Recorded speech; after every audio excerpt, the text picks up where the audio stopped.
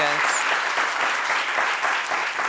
All right, so first of all, thanks to the JJ Charitable Trust, and thanks to BAFTA for having me, and thanks to all of you guys for wanting to listen.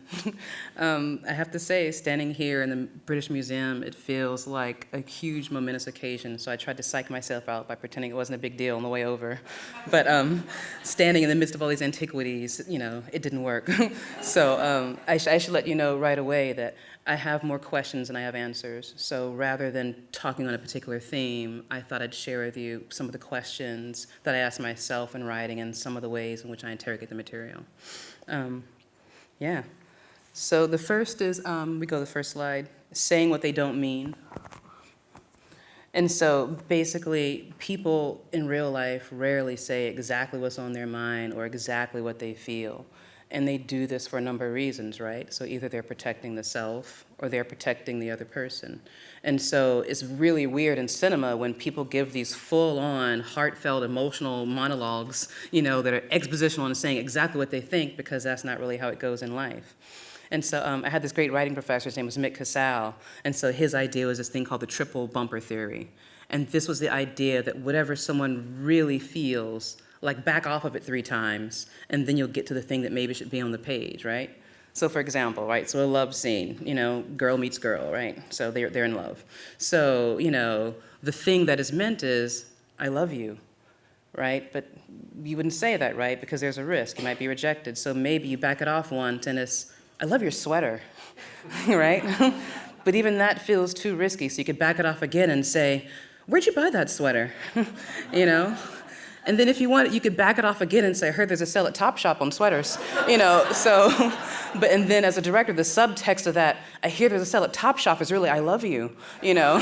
And then that comes across in the scene. The audience is smart, the audience gets it. So as a writer, you know, you don't want to put it exactly on the page that way, so there's that buffer there. So for you, the writer, you know, when you're writing dialogue, there are no consequences, right? And so there's a temptation for your characters to be this avatar, this kind of courageous defender that goes off and says the things that you want to say. But just, you know, keeping in mind that for the character, there are consequences, there's very real consequences, and they would protect themselves from that. And so, yeah, so rather than let characters be your champion, you have to like understand the consequences that they're in and kind of protect them, like with the dialogue. So with that, I'll actually play the first clip. And this is a scene from Pariah where Arthur, Like's father, and Like are kind of dancing around the truth, and then we'll talk about it a bit.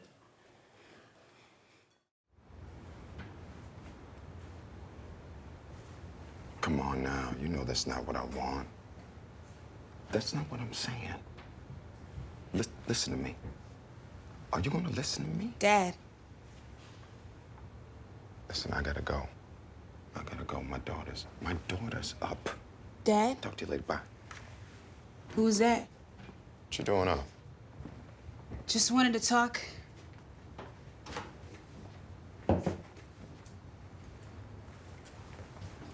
Dad, the plate. Don't trash the plate. Aren't you hungry? No. Ate already. You ate at work? Grab some takeout. Oh, where? Why ask me so many goddamn questions, girl? What's wrong with you? You don't question me. Sorry. Hold up, Alike. Come on back, look. I got patties. Beef? And chicken, come on.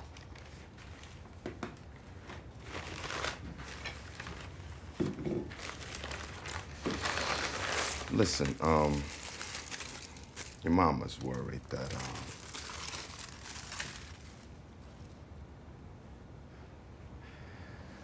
she's wanting me to ask you that, how's school? Straight A's? Probably. That's right. Want a sip? I said a sip. A sip.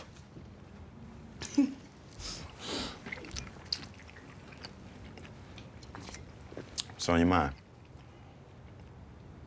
Nothing.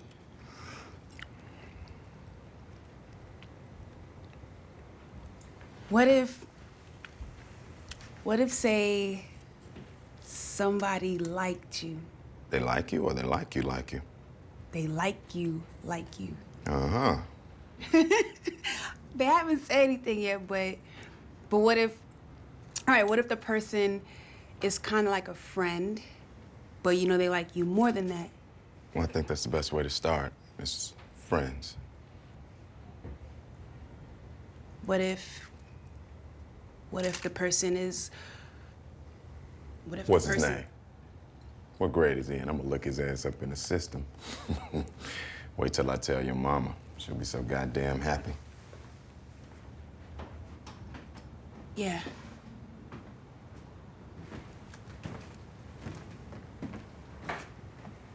Say, there's this new, women's club up there by the liquor store. You haven't heard anything about it, right? Called the kitty litter, cat box, something like that? Nah, I never even heard of it. Good. 'Cause that's a rough neighborhood. You know that, right? I had a case over there. You want to be careful. Stay away from that element in case it ever comes up. I'll be careful. Good. I know you will.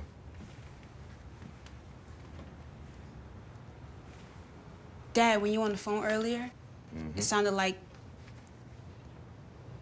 I mean, I guess you're headed back to work, huh? Yep. Your mama's still up? Probably. Tell her I had to work. Love you.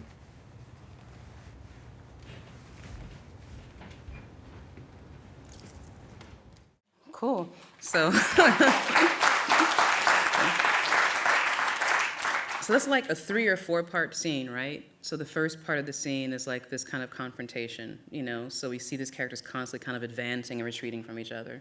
So in the first part is a confrontation. Alike is confronting her father, who's obviously having an affair, you know, but she can't quite prick him with it, you know? He kind of bats her away and says, "Why are you questioning me?" So then the scene turns, right? And so then it's Arthur's turn to advance. "Oh, your mom wants me to ask you," so he tiptoes up to the line, you know, and he really wants to ask about her sexuality.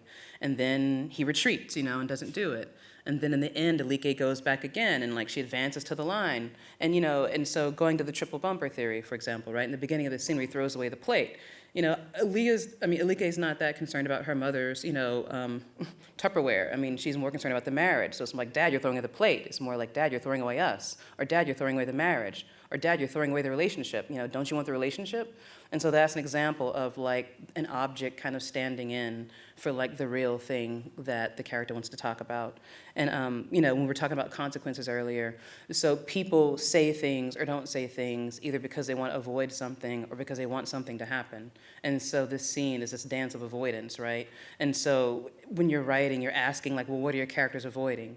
And so for the father, Arthur, he knows his daughter is gay, but he's avoiding kind of like the direct knowledge of that because to him, that means things have to change. And so Arthur's main drive when I was directing is to maintain the status quo. So he wants to not know so things can stay the same.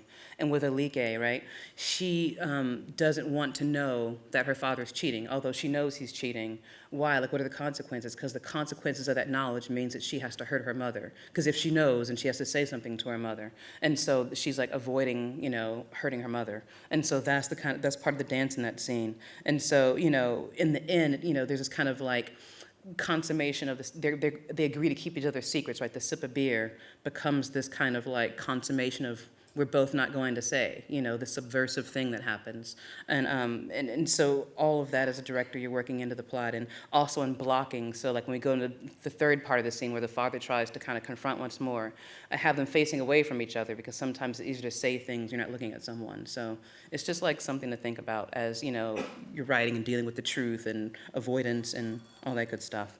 Another example of this will be, from my film Bessie. And so it's example, same kind of thing. And instead of saying what they don't mean in this clip, people are like avoiding saying the thing. So in this scene, my conception is Viola is saying, "You owe me."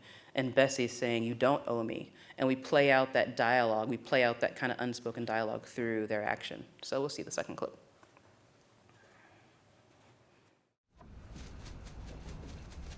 They said you had your own train. I didn't believe them. But goddamn, sis. You high post now, huh? You ain't telling me about all this. You get that money I sent you? Oh, yeah.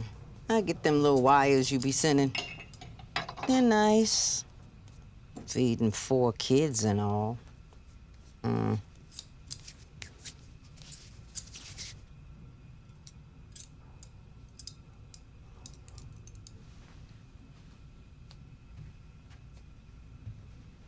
Okay, look. I know you and I bump heads most of the time. But I'm just here to show my support. Real nice. This from Europe and what have you.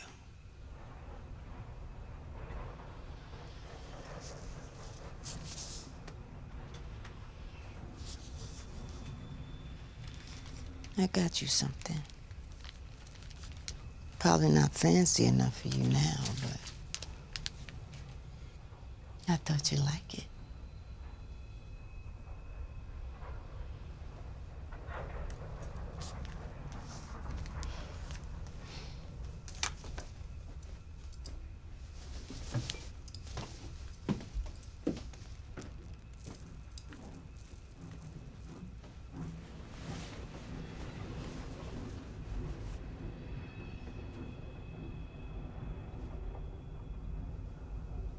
I'm proud of you. I'm so proud of you.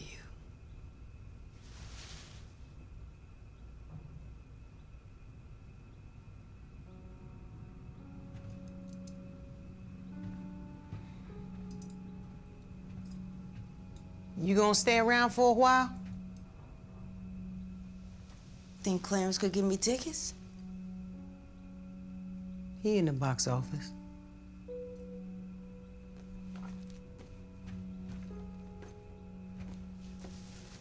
Thank you.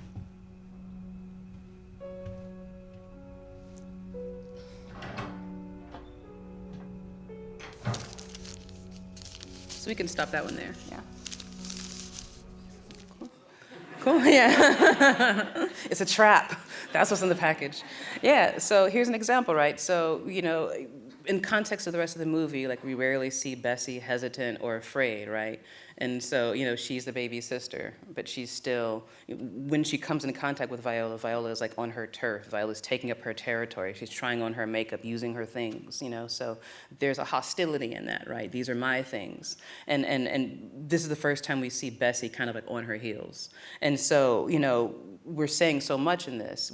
There's a guilt in that. Like Bessie feels guilty about what she has. She's afraid of Viola. She maybe some part of her believes that she does owe Viola because Viola hasn't had the life that she's had and she took care of her as a child. And so all that's playing out in the blocking and the body language, and then Bessie coming to take back her territory, you know, the subtle threat with the scissors, or maybe not so subtle, but you know, there's this kind of idea where like Bessie's gonna like reclaim her space, she's gonna like reclaim her area, but even when she does reclaim her territory, Viola, even though she's diminutive, still has like this hold over her.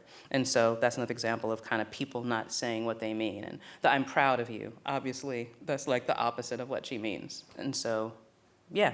That. All right, so the next thing is narrative lyricism. And so this is about, you know, separating your voice as a writer from the voice as a character. And so I think for like first-time filmmakers, even second-time filmmakers, there's a tendency to like make your character an artist or a writer. I did it. I know I did. and you know, why do people do that? They do that because then the character is an even better vessel for your like, you know, writerly, you know, poetic kind of things that you want to say. But it kind of goes back to the first point about not making the character an avatar for your voice. But if your character does have an artistic voice, if there is a lyricism to their language, like how do you separate it out? How do you make sure that this poem is coming from them or this thought is coming from them and not just coming from you? Like how do you translate it into the character's kind of terms? And I would say that in blending your voice with the character's voice, you know, be mindful, like what is your character's like scope of experiences? Like if you're a 40-year-old screenwriter who's traveled the world and you're writing a 17-year-old woman who's never left Brooklyn, you know, then automatically you have to be careful of your references, even in lyrics. Like you can't reference things that they wouldn't seen, and even in terms of like fears, like the thing that you fear, like aging or loneliness or death, it may not be the thing that your characters fears. So when you're crafting poetry for them or crafting things for them, like what is it that they're afraid of? What is it that they desire? And try not to transpose your own desires onto your characters. And I would also say, like, just figuring out, like, your characters, like, reference points of the world. Like, you know, people's worlds tend to be, I think, routine and small in a way. And so how they compose metaphors about their life is based on things that they've seen or experienced. The next clip is from Pariah, so it's the end poem. And actually, I didn't even want to write this poem when we were in the production of it because I felt like, oh, it'll be corny. This will be yet another film where the protagonist is an artist and delivers this poem in the end, and I don't want to do it. And my editor, Mako Kimitsun, was like, oh, just like write something, like just write it, record it. If you hate it, we won't use it. And so for Pariah, we had like one day of pickups. We had to shoot the rooftop scene between Alika and her father because it was snowing the first time we tried to shoot it. So we had to come back and get it when it wasn't snowing. And it was the same physical location as where we shot the classroom location. So I wrote this poem on a napkin at a Starbucks, and then we, you know, popped down and shot it. And I'm glad we did, but this is the thing I was struggling with and like afraid of was like, what was my voice, what was Alika's voice? And so, yeah, so we'll see that. Heartbreak opens onto the sunrise. For even breaking is opening, and I am broken. I am open. Broken to the new light without pushing in. Open to the possibilities within, pushing out. See the love shine in through my cracks. See the light shine out through me. I am broken. I am open. I am broken open. See the love light shining through me, shining through my cracks, through the gaps. My spirit takes journey, my spirit takes flight. Just better fucking call, man. Could not have risen otherwise, and I am not running. I am choosing. Running is not a choice from the breaking. Breaking is freeing. Broken is freedom. I am not broken. I'm free.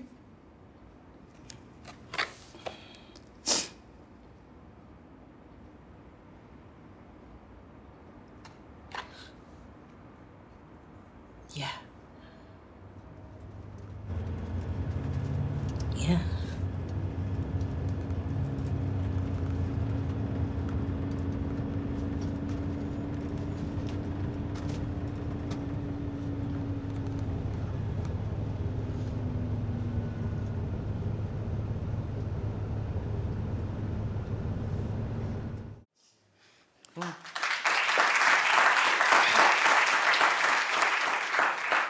So that always chokes me up, so it's probably a little more my voice than Alike's voice. But but that's an example. And I would say, you know, also between characters, each character has their own separate vocabulary. Even people who live in the same household, even people who are best friends, even people of the same, you know, nationality, like people have their own kind of favorite words and things that they reuse. And so even when characters are in a similar milieu or similar circumstances, it's important to kind of separate their voice from each other. So as an example of that, we'll play, let's skip to clip 3 for Mudbound, Hap's monologue, and then we'll go back and hear Ronzel and Florence to hear how even within a family, the voices can be different. What good is a deed? My grandfathers and great uncles, grandmothers and great aunts, father and mother, broke, tilled, tall, planted, plucked, raised, burned, broke again. Worked this land all they life, this land that never would be theirs. They worked until they sweated. They sweated until they bled. They bled until they died. Died with the dirt of this same 200 acres under their fingernails. Died clawing at the hard, brown back that would never be there. All they deeds undone. Yet this man, this place, this law, say you need a deed, not deeds. Cool. Yeah, so this is like, so Hap is a sharecropper, right? So then he's gonna have like a limited, amount of education, and his, this is a time where like illiteracy was the law. I'll say it again, illiteracy was the law. It was against the law for Black people to be literate. But within that, he can have a kind of grace. He can have a kind of thinking about the land, and he can have a meditation. But, I'm writing for him, so I'm interested in like the way he forms sentences differently, father and mother, instead of mother and father. So just like ways you can break the conventional, like when you're writing for another character, and like ways that they would speak that you may not speak. And even like, of course, like subject verb agreement and tenses, it's about how it feels, how that character would express themselves, but even expressing themselves in a limited way or within kind of like a narrow context can be graceful and can be elegant. And so now we'll play the second clip where we hear a little bit of Ronzel, and then it hands off to Florence's voiceover. You just come back. I will. You come all the way back. Yeah? I love you, Mama. I love you too, baby.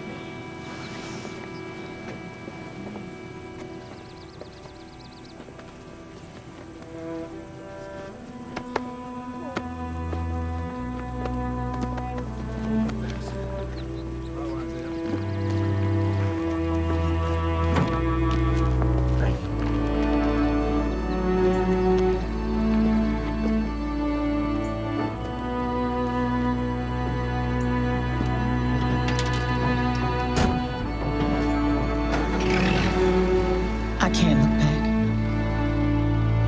I didn't look back.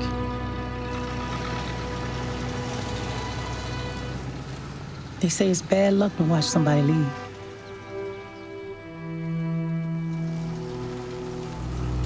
I held his heartbeat in my hand. I remember every beat. He was warm and alive. I know every place in him.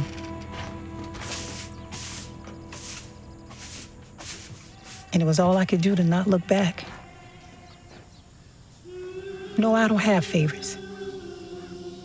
I love them all equally. Every mother does.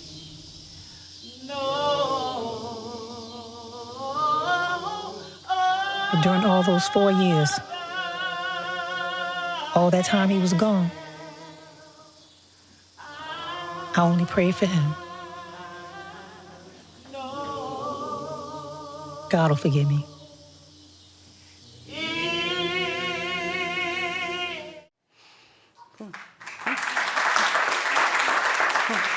And so the last line of that is, God will forgive me.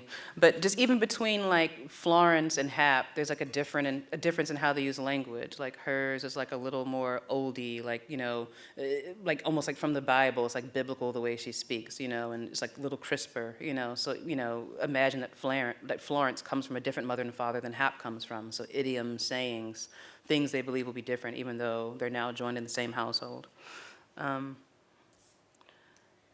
So the stupid metaphor I wrote for this was nobody, even though it may be the same cuisine, like nobody cooks their pot of beans the same way, So it's kind of like the way Florence cooks it's gonna be different than the way Hap cooks it, even though it's the same recipe. So there's that. Yeah. And then also voiceover, I think can reveal a character's inner life. Like that's when it's like most interesting.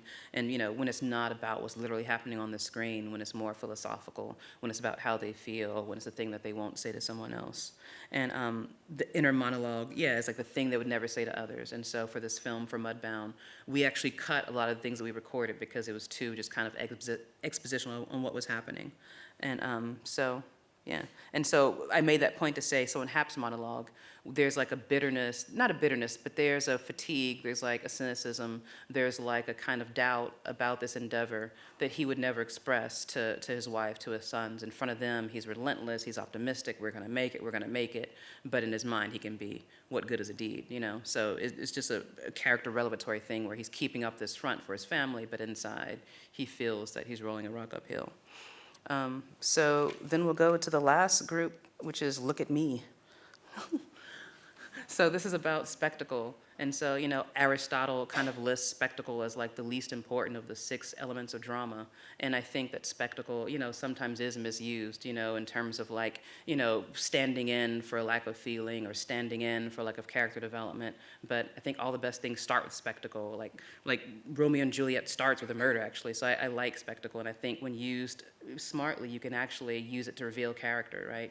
And spectacle so then becomes useful for introductions and for turning points. So when we're first meeting a character, or when the character is becoming something else or changing to something new. So it's a way to kind of like combine, you know, this extraordinary kind of sight and sound with a turning point inside someone's life. So then the spectacle becomes meaningful, and we get like an external visualizations of this person's kind of mind change, or we get an external visualization of someone's like personality. So to that point, actually, yeah, we'll play the opening sequence of Pariah, clip 2. All you ladies pop your pussy like this. Shake your body, don't stop, don't miss. All you ladies pop your pussy like this. Shake your body, don't stop, don't miss. Just do it, do it, do it, do it, do it now. Lick it good, suck this pussy just like you should. Right now, lick it good, suck this pussy just like you should. My neck, my back, lick my pussy and my crack. Oh my God! God damn, I say I love my job. Come on now, let's go. Now where all my sexy Sagittarian ladies at? Man, where your dollars at? Where your dollars at? Hey, do it, y'all. Get up. Yeah. What you come here for, yo? Oh, come on, baby. I'm not gonna bite. Sorry.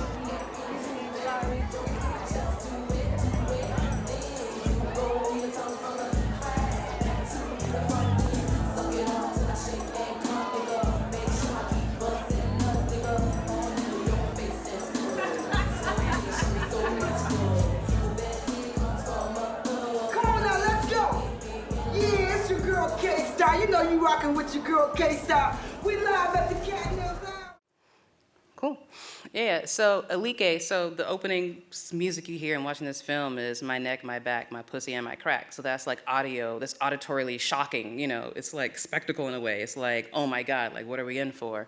And so, but it's not just shock for shock value's sake. It's introducing Alike as someone who's not comfortable in this hypersexualized environment. You know, she's a chameleon and a loner. So by the end of the scene, like she obviously wants to be in this place because we've watched her get here, but then she's kind of like both attracted and repulsed by, you know, the sexuality on display. And so in the opening scene, without her saying, you know, more than a sentence, we get that she's like, you know, a chameleon, she's a loner, she's someone who is sexual but not yet comfortable in her sexuality. And so then the next thing, the last thing I'll play for you is use of spectacle as like a turning point. And so this will be the Bessie clip. So.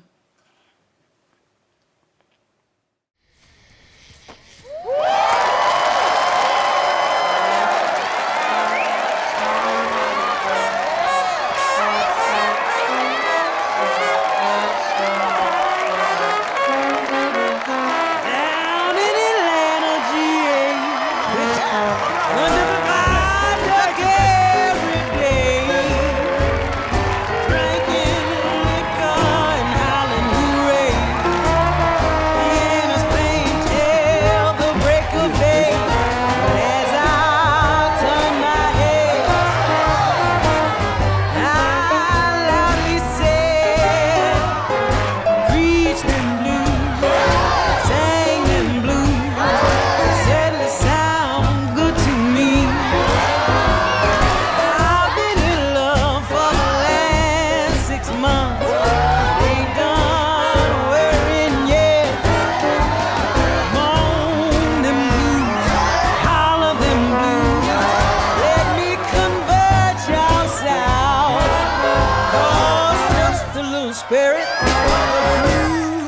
night. Let me tell you, girls, that your many treat you right. Go on down the line a little further now. There's a mini poor woman down. Read on down to chapter 9. Women must learn how to take their time. Read on down to chapter 10. Take another women's men. You are doing a sin.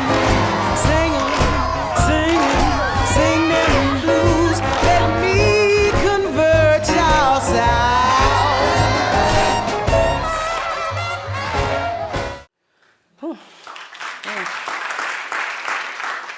So this is a turning point for Bessie. So this is at the point where she's kind of gone from like singer to folk hero. So just before this moment, she's run off the Ku Klux Klan with an axe.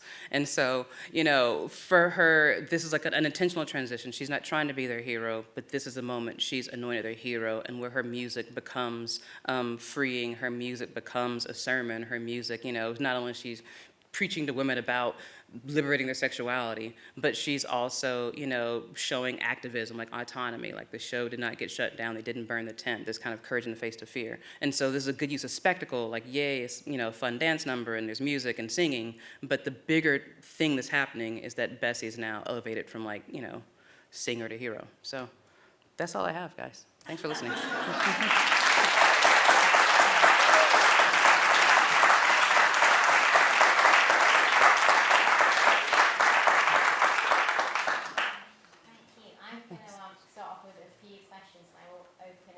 Up to the audience. Thank you so much. I wanted to talk about catharsis in a way, in terms of it's something that runs through all three of your features, through the characters. All of them. With Pariah, it's a girl navigating her way through her creative talents and sexuality. With Bessie, through her own demons to fame. And in Mudbound, you see it through everyone's narratives.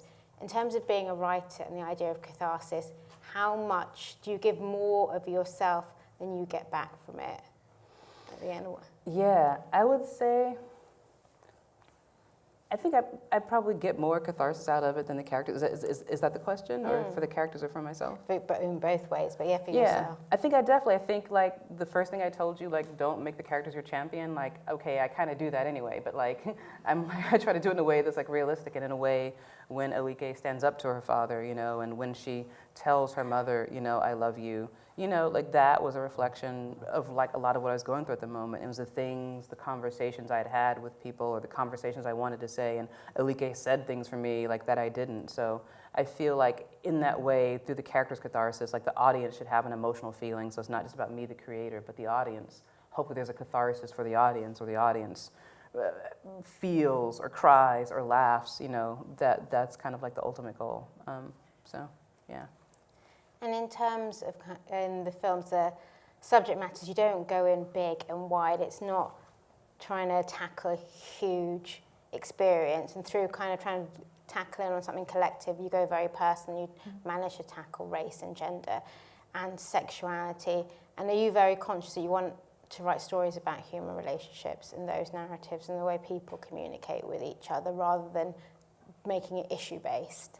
Yeah, I think I'm interested in like people interrogating the self, like people's kind of like either obliviousness to their selfhood or questioning of their selfhood, like, you know, characters who are lonely or isolated or feel isolated. I think I'm drawn to that thematically, and like, you know, journalists like raised it to me. I hadn't, you know, I guess it's all like subconsciously happening, but like a lot of my like family relationships tend to be unsafe, you know, or the friendships tend to be tense, you know. And so I think that probably comes across, and those are the kind of themes I'm kind of drawn to. So in Pariah, Laura's her best friend, but Laura's tugging her to be something that she's not. So there's a tension, and then there's the other tension of Laura being in love with her. And then in Bessie, you know that scene, like Bessie just wants her sister to be proud of her, to really be happy for her, but her sister feels like she just always needs something from her. So, you know, and like when Bessie, you know, when I was researching her biography, like I was most taken by the fact that when she went home is when she got stabbed, you know. If she had just stayed on the road, you know, she would have been fine. And then in Mudbound, you know, like Ronzel, you know, doesn't want to go back home and can never go back home in a way, you know, from the father, like, I didn't know you smoked, you know. It's like, I'm always kind of drawn to that kind of inability to go back home and when home is not safe, or family relationships. I think that's the thing I'm always exploring in each of those characters, from like Alike to Bessie to like Ronzel, and even like the McCallans, like that, all those characters, they're kind of like questioning themselves and how, you know, the world, how they're affecting the world around them, or how they feel they're not able to affect the world around them. And then in that kind of vein of maybe questioning yourself, if you go back to Pariah, it initially started off as a 30-minute short film. Did you write it originally as a short, or did you write it as a feature? So Pariah, I wrote as a feature. I wrote it as like a 140-page feature. It was before I knew any better that feature script shouldn't be 140 pages. But it was that, and I had her going to college and like going to frat parties. It was like awful. So it started as this like bloated draft of a script, and then I realized that to tell it well, I could only tell that part of her experience, that kind of high school moment, over the course of a couple of months, versus trying to like span so much time with this character's awareness, because I had her like learning and unlearning, making mistakes over and again. And while repetition, I think, happens in life, I think we make the mistakes over and over until we don't. You know, in cinema or in drama, you know, you have to kind of illustrate that, you know, with a brevity of kind of like experiences, or like a brevity of moments. And so, so Pariah started as a feature, and then I needed a thesis to graduate from NYU, and I was obsessed with this. I couldn't think of anything else, so I shot the first act as a short film. And then the short, and which, by the way, was against all the rules. They said, you know, don't make a half-hour short film, it'll never get programmed, because then that means you got to be as good as 3 films, you know, to even like get considered. But I did anyway, and the great thing is like they would always program us last. So we would be like either first or last in the program because it was so long. But, you know, the short then kind of made the way to raise funds for the feature film. So I'd written this feature script, just bloated, you know, workshop it at the Sundance Labs, and then we shot the feature, and then we used the short to kind of finance the feature, as became our calling card. And a part of that short, do you include parts of the short in the feature then? So we reused the bus sequence, because getting an MTA bus from New York City is like hell. And so it was like, there's no way we're going to rent another bus. So we reused the bus scene, we reused some of the club scenes. So I mean, it was extremely like low budget. We shot Pariah for like $400-something, and we never had all that money in the bank at the same time. And so we totally like reused, you know, some of the short that we could, but we had recast. So for the father, went with Charles Parnell, versus the short was like Wendell Pierce, and like the mother. So we like recast the parents completely, but I wanted to keep the girls the same. So we used what we could, but we mostly reshot it. And then there was obviously a lot of critical success for Pariah. It did well, and you managed to then move on to Bessie. So you've gone on for a completely original screenplay to then autobiographical. Was Bessie's story something you always had in mind? Did you always want to tell Bessie Smith's story, or how did that come about? It wasn't. So Pariah's 2011, and then Bessie's like 2015. So in that 4-year gap, I was like writing many things that didn't get produced. So when Focus acquired Pariah, they'd give me a blind script deal to write a crime thriller. And so I'd wanted to do next this kind of crime thriller about this detective based in Memphis, and she was like a lesbian detective. And, you know, so Focus said, okay, the script is too small for us, but if you can find the money, we'll give it back to you. And so we then found these independent investors that said, okay, we'll make this if you cast it in a way that makes sense for the foreign sales value equation. And so, you know, of course, none of the people that I want to cast like fit the foreign sales value equation. And then the 2 people who did fit the foreign sales value equation, the women I went out to said, oh, I'm sorry, I don't want to be a lesbian. So it was just interesting. So it was, and so that was like 2 years of a film not happening. So then that's 2011 to 2013. And then, you know, I also had written a spec pilot for the spec pilot about Nashville. Like, wanted to tell the story about my hometown. So I'm shopping the spec script around. You know, I want to tell the story about Nashville. And everyone's like, you know, my agent's like, no one wants a story about Nashville. And then ABC, like 6 months later, comes out, there's like a fucking series called Nashville. But anyway, so yeah, so that's like been a year of like walking around with something that's not working. But in the course of that, this little spec script had gotten all around town. Everybody was saying, it's great, it's great, it's great. We don't want to do it. And so, but HBO had it, because I'd pitched it to them like twice. And so, you know, they had it, and they said, well, do you want to, like, we've had this script, we got it from another studio, it's called Bessie, do you want to, like, we're looking for someone to do, like, a rewrite on it. And, like, would you be interested? And I was like, Bessie Smith, like, queer woman from Tennessee? Like, hell yeah, I want to write this script, you know? And I wanted to rewrite it if I could make her queer, if I could talk about Ma Rainey, if I could talk about, you know, how the blues women sexually and economically empowered other women. And so that was, again, like my reason to come on, so I could inject my own kind of agenda into the material. So I rewrote the script, and another director was originally attached, but I rewrote it so specifically and so weirdly. They were just like, well, no one else can direct this. Do you want to direct this? And so, of course, I was like, yeah. So evil plan pays off. So, so then that's how 2015 I came to direct Bessie. And then, so I forgot the question, but that's how. It was there somewhere. But that's how that came to be, yeah. And then when you're writing, obviously from 2011 to 2015, you've been writing multiple things. I just want to get down to the nitty gritty of kind of you at home writing. How are you focusing on something different every single day? You're like, actually, I'm going to go to that TV show today. I'm going to go to that film today. This one I focus on, or is it project by project and there's a research method to it, or how does your mind work when it comes to the actual sitting at the desk? It's kind of project by project. So for the spec TV pilot I was writing, like I was writing that while we're in the edit of Pariah, you know, like I was like, this is burning, simmering, I got to get this out. So I was like I wrote that pilot in like 2 weeks, you know, so I was like writing that while we're cutting.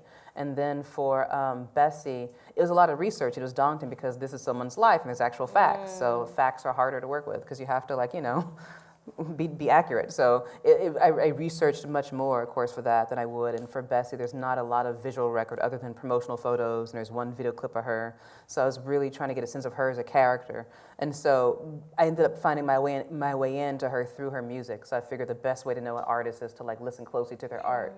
So I was listening very closely to her work, and I wanted to not just play the hits, not just Pigfoot and a Bottle of Beer, but I wanted the songs that weren't hits, like the songs that maybe got deeply into her psyche. So like, for example, we opened the film with Young Women's Blues.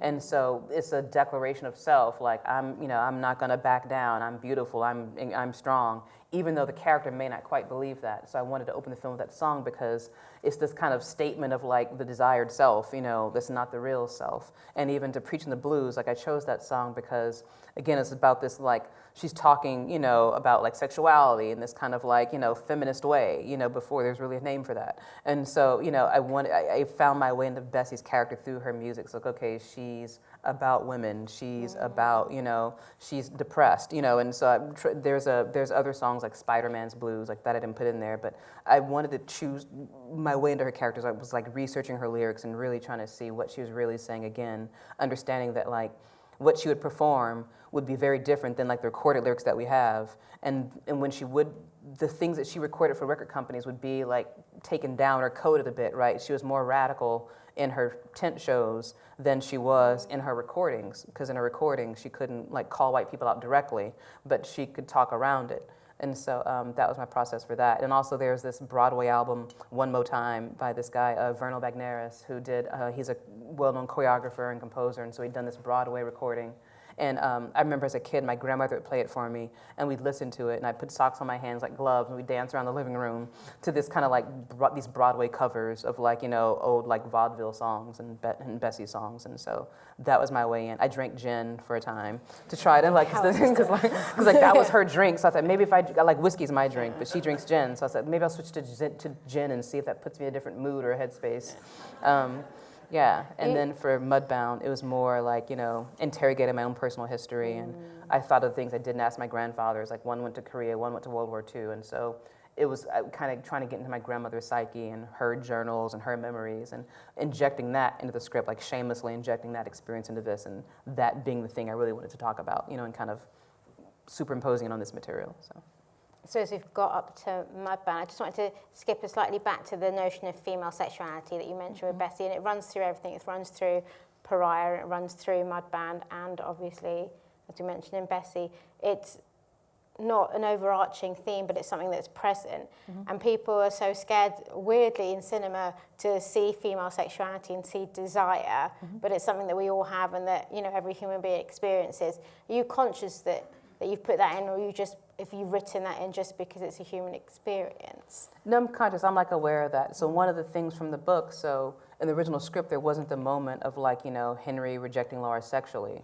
But I wanted that because she has this line, basically, like, it wasn't that great, but, you know, it's the thing we had. It made me feel like a wife. So I like that because that's like a feminist thing to say, like to say that I, who am supposed to be grateful for this last minute marriage, am not satisfied by this marriage, and the sex isn't good, you know. And so, you know, saying that aloud was like a radical thing. And so I wanted that on camera where Henry bats her away, and she's like, you know, it's not that good anyway, you know. And so, yeah.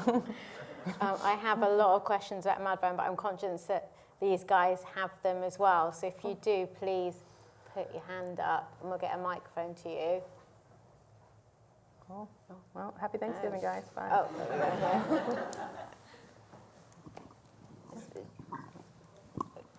we go. I'm supposed to ask a question about Mudbound? No. There's a lot of different shifts in archetypes during, like, in terms of the characters. How much room did you allow for actors to find something that wasn't in script? And in your writing process, how did you manage to maneuver all those arcs without them going over each other, if that makes sense? Yeah, so Mudbound they're pretty much on book, they're pretty much on script for most of this, It's more performance, like the challenge is like throwing it away, like how do you not hear the script? And so like there's moments, for example, where I'll like sometimes like shout things out or add little motions. So for example, like when Jamie and Ronzel are in the truck and he's telling the story about, pissing in his helmet, I'm in the back of the truck and shout out the line, I thought I was hit. And so he says, I thought I was hit, so to like, activate that whole thing and make it funnier. So I'm open to like ads on set, but Mudbound, they're basically on book and, it's in the delivery that kind of breaks it up and makes it not so reedy. And like, for example, like another example is like Ronzel in the general store with the stare down with Pappy. I was tempted to kind of throw away those last lines where he says, I was over there fighting, you're home safe and sound, because I felt like, there's no way that he can say that to Pappy full in his face because we just rolled credits right now. Like, that'd be it, But so I was tempted to throw it away, and the actors fought for it. Jonathan Banks was like, no, I want him to say it. And Jason's like, no, I want to say it. So I changed the blocking. Like, okay, if you say that, you have to say it as you're walking away, and you have to say it under your breath. Because if you can give them that speech full to his face, then that means that there's no problem here, or you're going to be dead, But so, I changed the blocking then to make the words work. And there's tons of voiceover that we recorded that we ended up throwing away. And then some voiceover I wrote during post because, the things we threw away, it felt like it was expositional, it was saying what we're already seeing and it wasn't as philosophical. And then things we added were things that were, not necessarily things that we had planned for in the production, but in the edit where I felt there were gaps and like we weren't able to hand off things thematically where I wrote new monologues so that it became more thematic and not just chronological. So does that kind of answer your question? Yeah, cool. Yeah. Cool. Or sometimes even actually I'll start out, so for example, actually like when the scene where Jamie and Pappy and Henry are drinking liquor, it's like his first night back. It's like sometimes I'll give actors other dialogue or let them improv off book to get into it. So like I think I told Jamie, like, tell a dirty joke, so and that's the last thing she said. That's the end of like a dirty joke. And then they get into like the book, or get on script. So anything that kind of eases them, like if sometimes you need like an entry ramp onto the material, and I'll let actors have that kind of entry ramp of improving, but then we get into the words, and yeah. So. How did you create that intimacy between them? Because it's always, you can tell it goes back to your first slide of subtext, and so there's so much that's not said between them, but it's said, but there's because it's a level of comfort between the actors. And how did you work with them to create that level of intimacy so when we get to points like this, they can riff off each other in that sense visually? Yeah, I would say, so my process with actors is not to rehearse the lines, it's just to pair them off in 2s or 3s and just kind of talk about the core of that relationship, like the feeling. So for Mudbound, I had Jonathan Banks, Garrett Hell, and Jason Clark just in my office and just like a father-son kind of like mosh pit. So, for me, the core of that whole triangle was about admiration or respect. And so if this is these are sons who want the respect and love of their father, and this is a father who just wants the respect and love of his sons. He doesn't wake up every morning and say, I'm going to be a villain today. He wakes up and says, I want to be proud of my sons, and by picking at them, I'm going to make them right, And so I had them just try to say something. So that was the thing that's already in the script. Already in the script, there's going to be this antagonism. So in the workshop, I wanted to do the opposite. Like I wanted to find the love and I wanted to find the warmth. Like say one thing good about your sons. Say one thing good about your father. So then underneath that, there's a little blush. Like there's a little, there's got to be a little warm blood. You can't just be playing the straight thing. And luckily also Garrett Hedlund and Jason Clark, they actually elected, instead of flying straight to set, they elected to like road trip down together so they could build that brotherly rapport. So they flew into Memphis, I think, and then drove down to New Orleans, and so they, got matching back tattoos probably. But they were able to kind of ease into it and build this kind of rapport and this ease and just look at each other and smell each other and be seen, So yeah. There's a microphone. My question's on Mudbound as well. Actually, I saw it during the London Film Festival. I thought it was easily the best film there. And I'm sure it's going to be nominated for some Oscars. But also, what I found very interesting was there's 4 stories going on at the same time, and they're all gradually interlinking throughout as the film went on and on, which I found quite interesting. Well, I have to say, so the interlinking story, so that's a conceit of the book. So the book is structured where each character has a chapter, each character speaks, and the book, that's how it's set up, where each one hands off to the other. So that was one of the attractions to the material. And in the edit, it was something that we had to work hard to maintain or to make sense, And so how we edited the film is very different than how, it was written, and is very different than how we shot it. But the multiple points of view, I can't take credit for it. That was Hillary's idea. And it's not a new idea, Isabel Wilkerson does in The Warmth of Other Suns in nonfiction. And so it's not a new conceit, but it's always hard because the risk is in letting everyone speak, you hear no one. So, yeah. Was that the question or the comment? Yes, I didn't know that. I thought actually the script was written that way, so I hadn't read the book at all. Yeah. So I thought, well, that's very clever scripting there and integrating everything as the film goes on and on. I wish I could take credit for it. No, that was Hillary's construct, yeah. Was it biased in a way that you've changed, though? Yeah, I would say the first draft of the script was more weighted toward the McCallum family. And, at the original script, the point of their connection was the little girl could sing, Lily Mae, the one who wants to be a stenographer, and Laura plays the piano, so they have this sweet piano singing session. And for me, I just wanted to make each of the characters connected beyond something that was circumstantial. So rather than parallels between. Yeah, and rather than I've got this piano and your little girl can sing, I want it to be about, these husbands connected by disinheritance. Hap literally has blood, bones, ancestors in the ground, but he can't take title to it. And Henry feels disinherited because Pappy's soul away was supposed to be his. And for the 2 wives, they're connected by, not just by motherhood, but by economic disempowerment. They both have husbands that tell them what to do or not to do with the money, and both wives are disobedient. They do what they want to do anyway. And then these 2, war. Exactly, and then the 2 sons are connected, Ronzel and Jamie, by PTSD before there's a name for it. So I wanted to, I definitely weighted the film more 50-50, so it's Jackson's and McCallum, so we see that each person is fighting on their own front, and it's not one kind of existing to serve the other. Microphone at the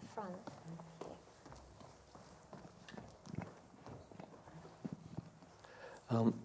Dee, first of all, thank you for an absolutely wonderful, wonderful lecture. I wanted to just ask about structure of screenplays and how you deal with the cinematic element. There are some moments in Mudbound that are exquisitely detailed, like the brother, when his younger brother takes his fiancée for a dance, he simply readjusts a piece of cloth on her top. Do you write that, or is that an improvised moment? Because it's so exquisitely detailed and tells us so much about his vulnerability and his inability to, as you say at the beginning, to express that. It's the 3 degrees. How much of this cinematic element, the descriptive element, is in the script, and how much is a development through the editing, etc.? Thank you for noticing that. You're the only person who noticed that he touches the scarf. Thank you. It's a wonderful moment. Yeah, exactly. So that was a moment I found on set. So it was she leaves and leaves her scarf, and so, it's that scarf is Laura, you're loving Laura. You're giving her this touch. And, I just saw it on set and prompted the actor to do it. So, this care for this scarf is him caretaking for his wife and trying to not feel her absence. Exactly that, yeah. So I think definitely as a director you find those things on set, and then there's other things that are scripted. So for example, in the first kind of talks with producers, in addition to scenes I wanted to write, I wrote imagery I wanted to write, Laura chewing calluses off her hands, child eating dirt, kids playing soldier. So these are images that weren't necessarily in the script, but they're images that I wanted to shoot to be a part of the world, set a tone. Even the dead things, the dead things, I don't know if it's in the script, but it's I knew I wanted to bring forth Laura's voiceover of basically about country violence, and so we're shooting dead things to kind of activate that. But moments like that, that's exactly the thing. I can't love Laura, so I'm going to love the scarf that she had on and give him a backstory, you gave her that scarf for your anniversary. So he's securing himself also, okay, not to worry, we're still here. So yeah, exactly that. Thank you you're the first person that noticed that and got that. Thank you. I feel vindicated. Thank you. in Mudbound and achieving the authenticity in those voiceovers, you had a special way of kind of recording those and working with the actors to achieve that, so they kind of retain truth. And how did you kind of work with them for their voiceovers? So I had them record their voiceovers on set, which every sound technician will tell you not to do because they'll say it's dirty, you'll have unwanted, room tone, blah, blah, blah. But I wanted to record the voiceovers on set because the actors are still in costume, they're still sweaty, they're still dirty, they still hurt, and they're fresh from the emotion that they just kind of experienced. And so I wanted to record their voiceovers in that state, versus letting them shower, go home, and come back 6 months later and do it in a sound booth, where they're going to be distanced from the moment and trying to summon a feeling. It'd feel contrived. And a credit to our sound recordist, Pud Kuzak. She got us this amazingly clear sound where, we used mostly what we shot on set. There are very few replacements. And I think it's a service to the actors to get their best performance. And so to me, I'm failing them if I'm not putting them in a situation to give their best performance. And so, taking the 5 minutes after a scene or 2 minutes after a scene to record something, or even going to a rental car parked outside and give it, is worth the 5 minutes of holding the work, or is worth the 3 minutes to run to the car and do it, just because it allows them to give their best, So, yeah. Quiet audience. There's a... Hi, thank you for the lecture and your amazing work. I've got a question on genre, because it sounds like you've written across quite a few genres, from crime, detective, you've got historical epic dramas and very family-based dramas. And you also did a Philip K. Dick piece for TV as well. So there's quite a range. Is there any particular genre that you find yourself most at home to or coming back to, or any difficulties writing in a particular genre or style? No, I'm always chasing story and characters, and I'm actually drawn to sci-fi. So again, I've been trying to do sci-fi for a while, and so a little backstory of how that came to be was I wrote an adaptation of the Philip K. Dick book, Martian Time Slip. So I was friendly with Issa Hack. It was yes, you can have this book and do adaptation on spec. And so, they wanted some rewrites, but at the same time, Bessie came through. So I had to leave that and go do Bessie. But we stayed friendly, throughout the process. And she was like, hey, we're doing this anthology. Do you want to adapt an episode? And I was like, of course, So for me, sci-fi has been the thing I'm always wanted to get to, because I feel you can actually say more and you can be more direct because people don't realize what they're looking at quite, So you can actually be more on the nose in a weird way with sci-fi. And also sci-fi, I think, is more dense or intense maybe because it's world creation. So coming up with the logic of a world, or coming up with the logic of a language, the costumes, how people speak, the idioms, you have to almost invent a whole new vocabulary and invent, you have to invent, it's world creation. So it's what I'm really most excited by and want to get into. But for me, I'm chasing characters and ideas, no matter what genre they fall into. I'll probably never do a romance. That's the one genre I can't stand. But yeah, other than that, yeah. Watch me do a romance next year. Is that the key, do you think, to having I can never say the word, longevity to writing, in terms of not being genre specific and just writing stories about people that you want to write them to and then place them in scenarios like a sci-fi situation? Is that what you've always stood by in terms of picking what you want to work on? Yeah, so I think I've probably compromised a couple of times, right? When I first started out, I was I'm an auteur, I only want to do only my original stuff, no adaptations, And so then, of course, I compromised. So it's okay, well, I will do adaptations, but only about stuff that I love. And I thought that, for me, I've always wanted to work across features and TV, so that wasn't a thing. But I think, in chasing characters and stories that I'm interested in, that means I'll cross genres, and that means that I will cross I want to get back to more original stuff. So after this, I'm going to do a Joan Didion adaptation with Cassian. But after this, I want to get back to solely original stuff and just world creation. But yeah, I think I've had to be choosy. I never want to be a director for hire. I didn't want to be just on loan to different studios directing someone else's idea. If I fail, I want to fail on my own ideas, So I'd rather try to put forward the thing I want to do or put forward the idea I have. And, time is short. Each film eats 3 years of your life. So I feel the clock is ticking. And so I just want to, from now on, if I'm gonna go out, like go out, you know, trying to do my own stuff. So, yeah, we'll see.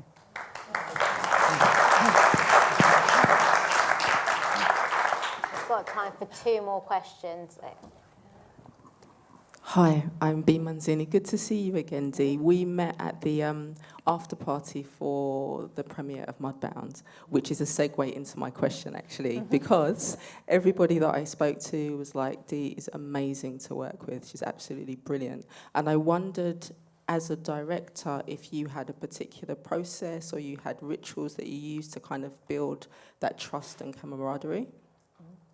So, I guess, yeah, I just like to keep it more conversational, and I guess in the same way I work with actors in small pairings, I work with the department heads in small pairings. Like, I don't enjoy the big conference table meetings, you know, which you have to do with the AD a couple times, but I don't feel that the creative process is best served there, you know. I feel like it's in one-on-ones. If I'm talking to the production designer, you know, yeah, the cinematographer needs to know that, but like later, like I like to complete the thought or complete the idea, or we're going to go through 3 things that don't work before we get to the thing that does work, and that doesn't necessarily need to happen in front of the other department head, you know, because then it doesn't feel safe, or people shut down, or then people are performing for each other, you know. So I think in that same way I like to work singly with people, you know, versus like, you know, in a big group. So it's like collaboration one by one in a weird way, or you know, in groups that feel like, you know, more intimate, where things can bounce and grow without, you know, getting cut off, without being like figured out. And yeah, and just kind of like very personal, like sharing stuff, like filtering stuff, like instead of like dumping a big